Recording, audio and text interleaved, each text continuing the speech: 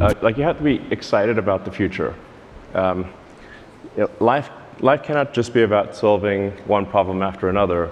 There have to be things that really sort of move your heart and that make you excited to wake up in the morning.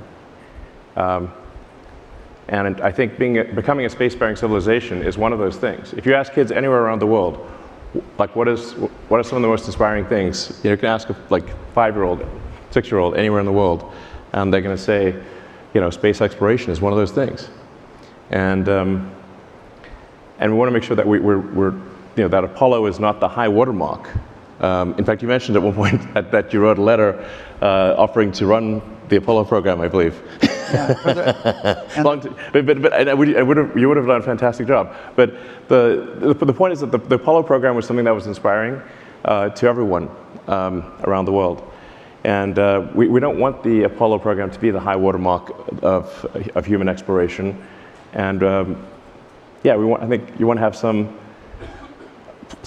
sense that the future is going to be better than the past, that we're going to be out there, going to other star systems, and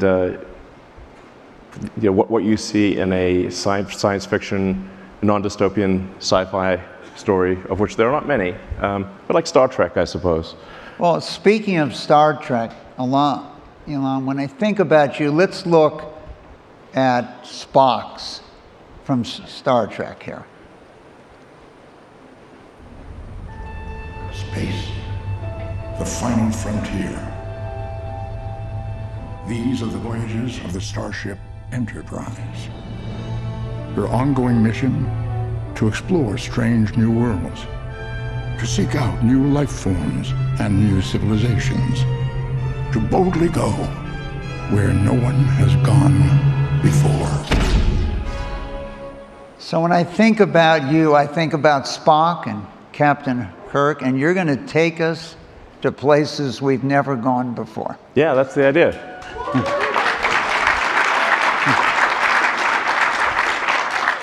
If we send probes out there, we might find the remains of long dead alien civilizations. If physics is correct, the universe is about 13.8 billion years old. Earth is about 4.5 billion years old. But at 13.8 billion years, a civilization that even lasted 1 million years is 3 digits past the decimal point. And if you consider human civilization, I date it from the first writing. So that first writing was the ancient Sumerians, archaic pre-cuneiform, around 5,500 years ago. So that is 1/1,000,000th of Earth's lifespan. That's how long writing has existed. So if we were to last as a civilization for 1 million years, that would be incredible. And we would actually probably be in every part of the galaxy. So this causes me to think that, well, where are the aliens? It's the Fermi question. The great physicist, Italian physicist Enrico Fermi, he's like, where are they? Now, a lot of people think there are aliens among us. Well, there was that movie, Men in Black. Yes. Yes. Told us they're among us, and Elvis really went back to his own planet. Yeah. Well, no, really, a lot of people think there are aliens, but I get asked that a lot. And for some reason, a lot of the same people who think there are aliens among us don't think we went to the moon, which I'm like, think about that for a second.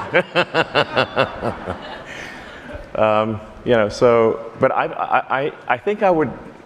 I've not seen any evidence of aliens, and SpaceX with the Starlink constellation has roughly 6,000 satellites, and not once have we had to maneuver around a UFO.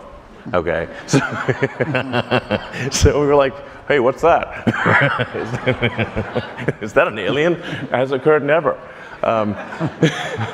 So I'm like, okay, I don't see any evidence of aliens, and I look at it. If somebody has evidence of aliens in a that's not just a fuzzy blob, then I'd love to see it, love to hear about it, but I don't think there is. So, which is actually reason for concern, because you could, if any civilization in the Milky Way in our galaxy were to last for 1 million years, even with a speed of travel that's far below the speed of light, like a few percent of speed of light, they could easily have explored and colonized the whole galaxy.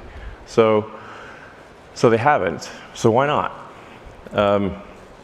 I think the answer might be, or perhaps probably is, that civilization is precarious and rare. And that you should really think of human civilization as being like a tiny candle in a vast darkness, and we should do everything possible to ensure that that candle does not go out.